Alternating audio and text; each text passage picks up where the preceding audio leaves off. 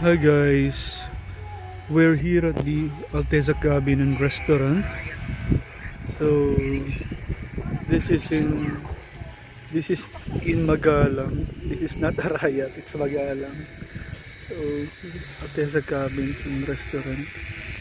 Sa mga gustong pumunta, punta na kayo guys. May mga cabin dito. So pakita ko yung mga cabin yun. Nandun yun. Yun yung mga cabins. Kita nyo mga bubong. Makita ko mamaya sa inyo. So ayan, medyo mainit lang. Sarap sanang maglakad-lakad. Ayun, namatay yung araw. So yan.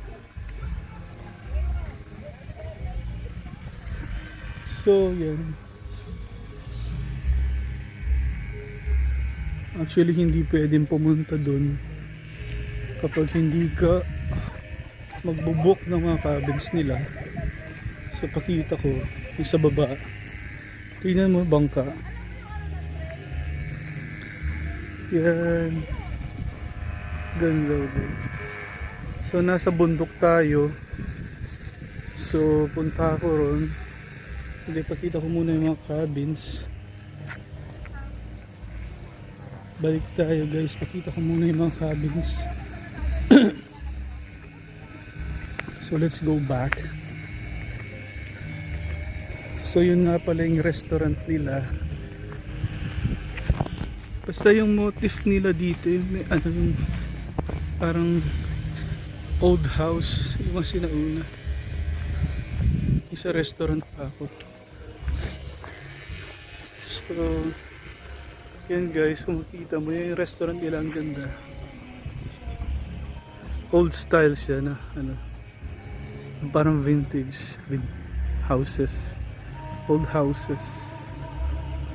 Tapos dito sa baba, yan yung mga cabins. That's the cabins. So siguro cost around 15k per night to stay here. So yan, doon ka bababa. Kasi hindi tayo pwedeng pumunta doon guys unless magbubuk ka. Then pupunta ka rito. Yan yung Arayat. Bundok ng Arayat. Yan o. Mainit. So yan. Pero presko. Yung hangin o, mas maraming puno. Kasi nga nasa paanan tayo ng Mount Arayat. Kaya maraming halaman.